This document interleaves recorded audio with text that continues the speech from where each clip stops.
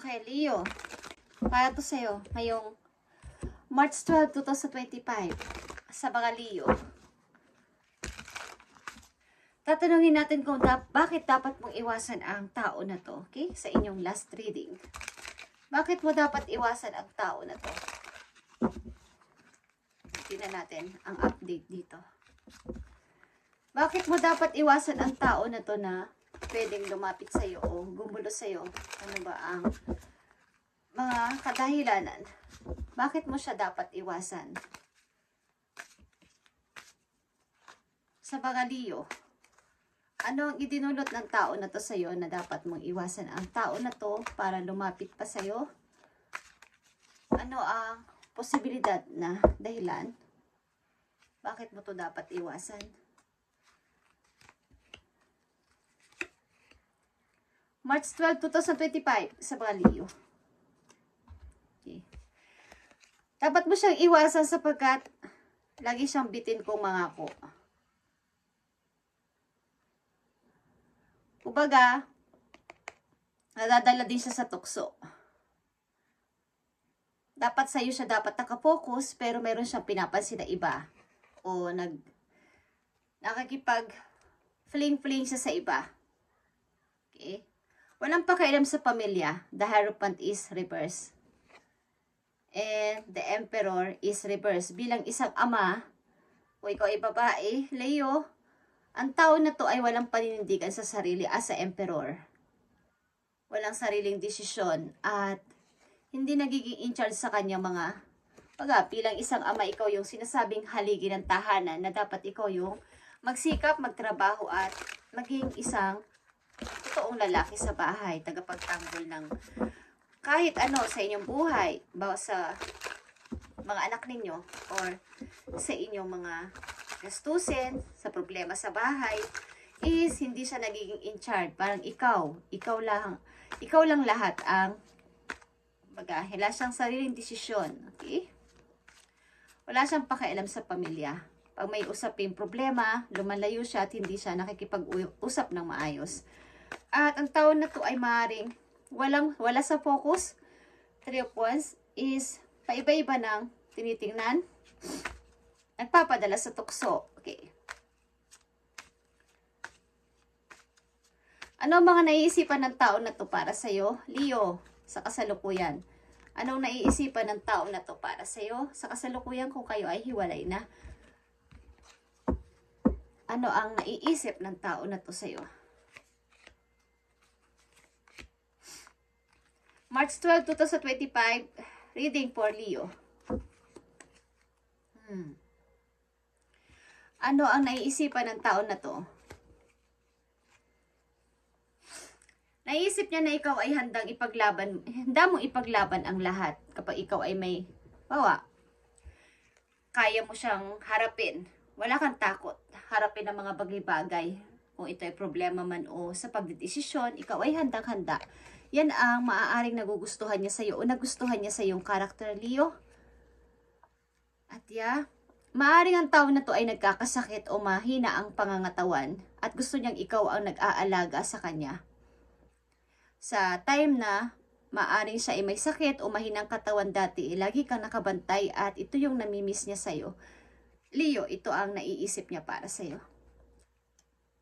At maaaring may mga kasinungalingan din siyang ginawa sa iyo na parang paglalaying.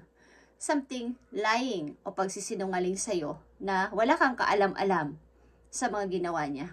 Parang hidden na mayroon itong ginawa o kinuha sa iyo nang wala kang alam. At Knight of Wands is here. Something na ang tao na to ay takot sa iyo. Takot ang person na to na lumapit sa iyo sa kasalukuyan. Okay? Leo, ano ang payo sa iyo ng iyong mga guides dito sa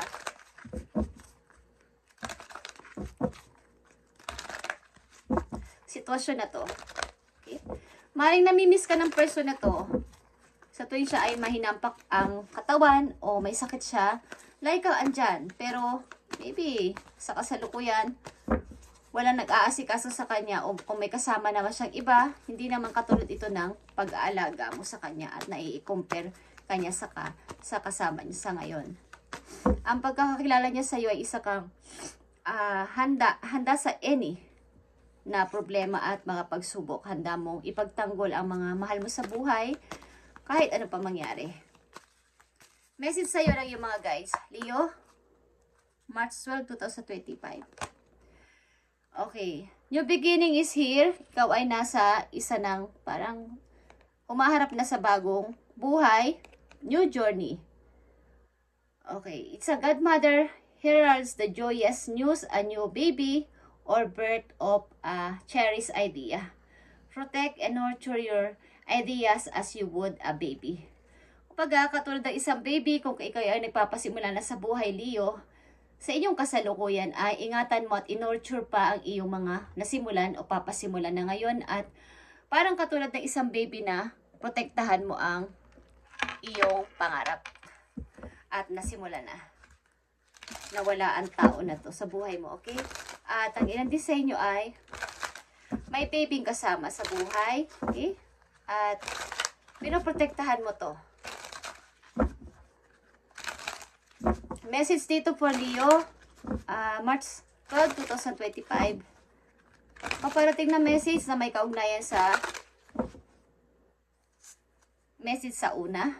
Ano pa ang gusto mo sabihin for Leo about dito sa kanya sitwasyon? Yeah, Leo. May paparating kang money. Maaaring mga hindi inaasahang blessing.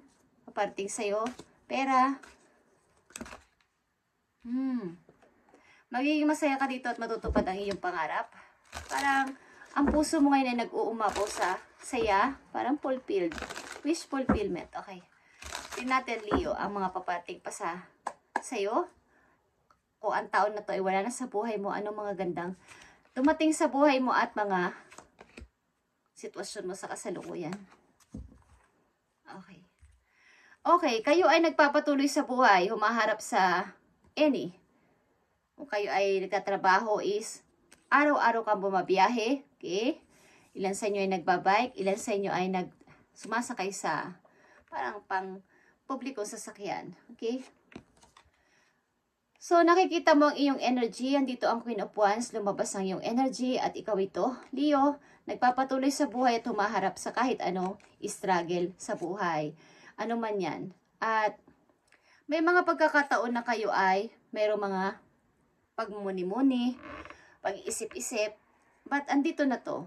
Mayroon ako sinakripisyo at mayroon na nagsakripisyo. But dapat ko itong tanggapin at lumayo na sa nakakarami.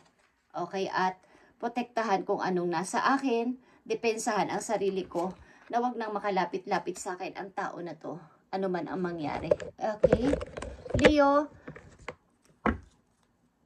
wala ka ng panahon pa para sa person na to na lumapit sa buhay mo. Okay? Ayaw mo na siyang papasukin pa sa buhay mo. Maraming pagsisinungaling ang tao na to. Ang ilan dito ay immature, ang inyong naging karelasyon, at hindi naging isang butihing ama. Kung kayo ay babae, almost dito ay babae. At walang pakialam sa problema na may usaping pamilya. Nagpapatukso sa iba. Walang focus. Okay. Tignan natin ang message dito, Leo, ng iyong mga guides.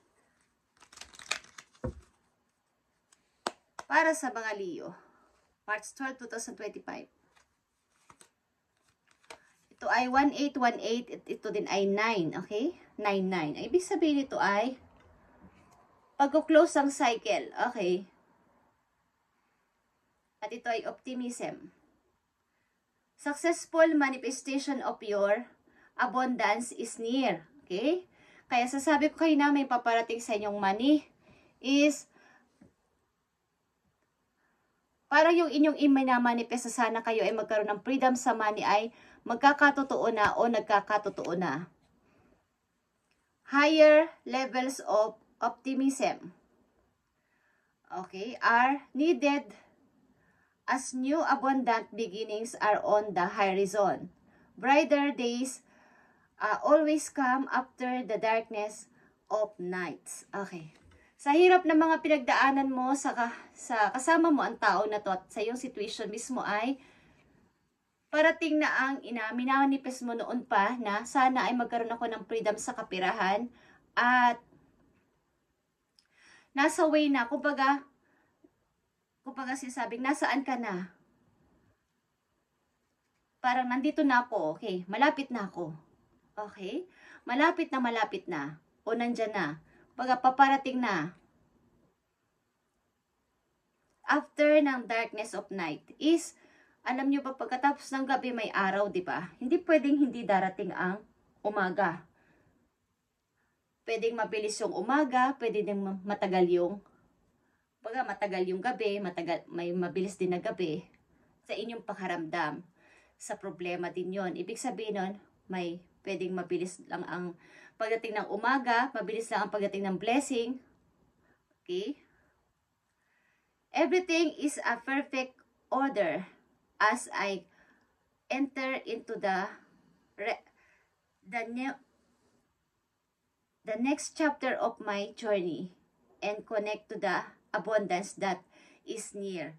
Kumbaga, dahil sa inyong pagsisimulang muli sa buhay, andito ang new beginning, ay mag-i-start din ang pagdating ng kung ano-anong bagay na inyong pinag-pray at minanifest noon pa na magkaroon kayo ng kalayaan sa pera. Is paparating na, on the way na. Baga, andyan na. Wala na tong delays. Yung iba kasi ay natatraffic. Okay? Ang para sa inyong abundance ay walang delay, walang traffic. Kumbaga, smooth lang yung paligid. Walang traffic. Ang bilis lang makakarating nito. Maaring pwede ding shortcut. Okay? Gagawin ni Lord na ito ay shortcut. Wala nang traffic lights. Okay? Walang tigil-tigil. Nasa highway. Mabilis lang nadarating ang pera sa inyo. Okay?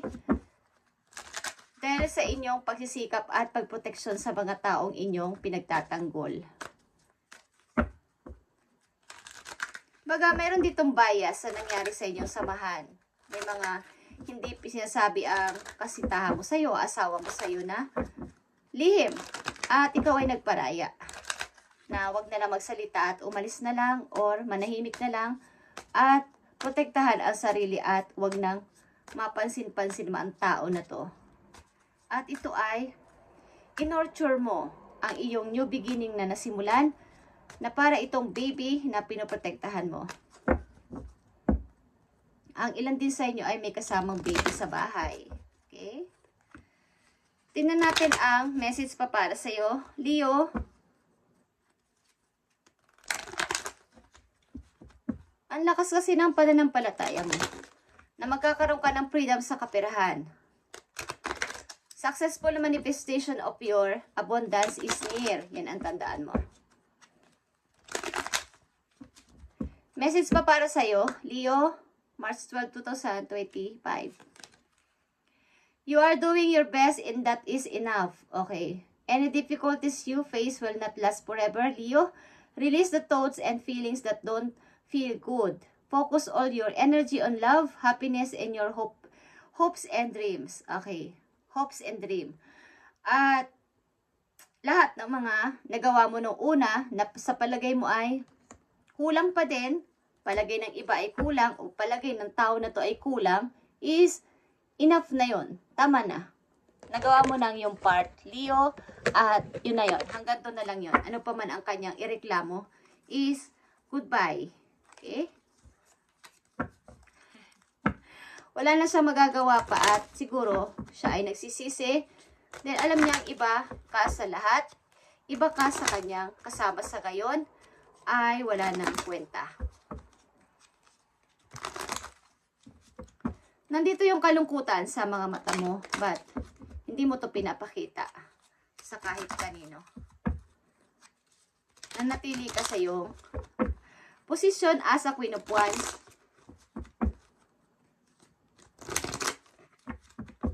Tignan natin ang message for you, Leo. Ito ba na ipaalala sa'yo or good news? Para sa mga Leo, andito ang blowing kiss. Meron kang unconditional love.